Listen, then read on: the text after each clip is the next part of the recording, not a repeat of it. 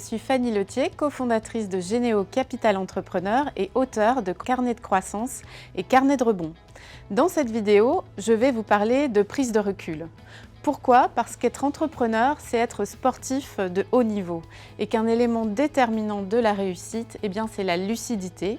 La lucidité sur la destination, où l'on va et pourquoi, mais aussi la destination sur d'où l'on part. Et comme le disait MC Solar, prendre du recul, c'est prendre de l'élan. Alors, pour prendre cet élan, on va se poser finalement 4 questions sur la vision, le plan stratégique, l'état de forme du chef d'entreprise, vous-même, et puis la vision à moyen long terme sur la transmission de l'entreprise. La première chose, la vision. C'est important, on ne la reprécise pas suffisamment souvent. On l'a dit il y a longtemps, quand on a créé l'entreprise, quand on a repris l'entreprise.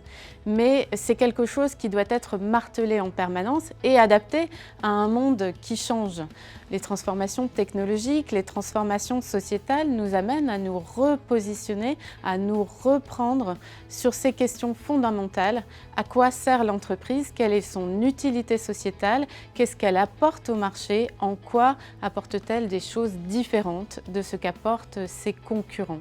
Et cette vision de long terme, c'est le moteur des équipes, c'est le moteur de l'entreprise. Alors prendre du recul pour finalement repréciser cette vision régulièrement, la formaliser, l'écrire dans une raison d'être, dans une mission, dans un manifesto, peu importe, mais l'écrire pour la partager, l'écrire ou la diffuser en vidéo ou sur tout autre support. Deuxième point, le plan stratégique. Alors le plan stratégique, ce n'est pas la vision. Le plan stratégique, c'est un plan à 3, 4, 5 ans, suivant le cycle naturel de votre entreprise, qui finalement va préciser la méthode, les objectifs à atteindre pour finalement se mettre sur cette vision.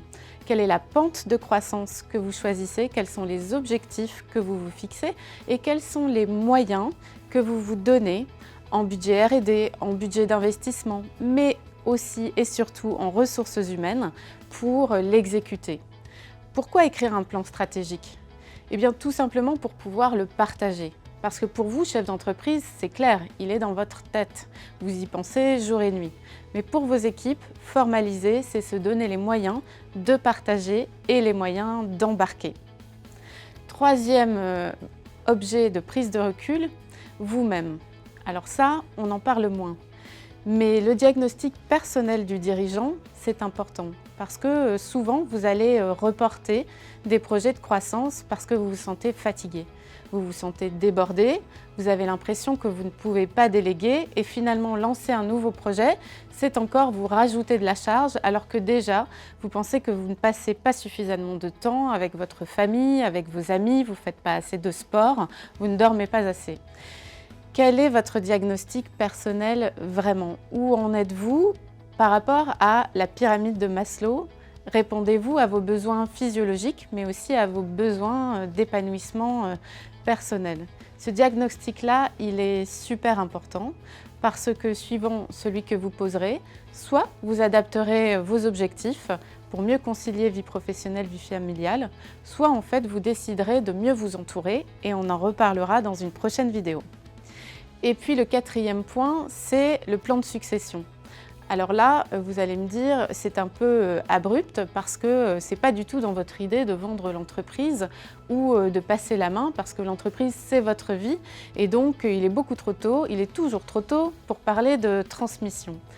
C'est une erreur parce que la transmission, ça prend 10 ans à préparer. Pourquoi? Parce qu'il va falloir à terme, pour pérenniser votre entreprise, pour qu'elle vous survive, pour que vous ayez laissé une trace, une marque, il va falloir transmettre 1. le capital, 2. le management et 3. votre savoir-faire, votre expertise, votre connaissance client.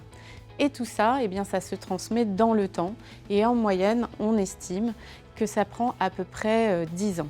Alors ce plan de succession, il faut régulièrement y penser, régulièrement le formaliser pour vous dire s'il m'arrive quelque chose et je suis empêchée 10 jours, qui peut assurer mon intérim? Si effectivement il m'arrive quelque chose de plus grave du jour au lendemain, qui sont les personnes qui vont pouvoir prendre la suite? Et puis si je vais très bien et que je reste très longtemps dirigeant de cette entreprise, comment je fais en sorte que progressivement mes cadres ou bien des personnes extérieures à l'entreprise puissent suffisamment s'approprier le projet pour finalement prendre la suite de façon fluide au moment où je l'aurai décidé et à quel moment vous décidez de fixer en fait ce passage de témoin.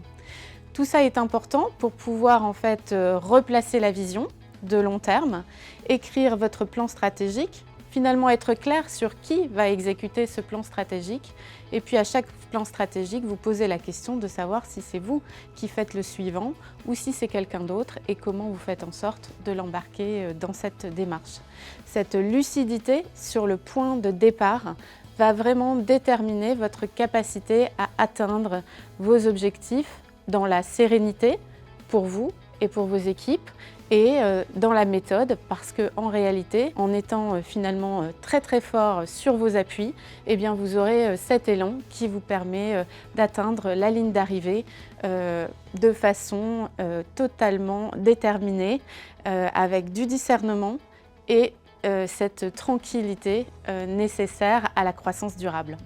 En conclusion, pour prendre du recul, vous avez 4 leviers.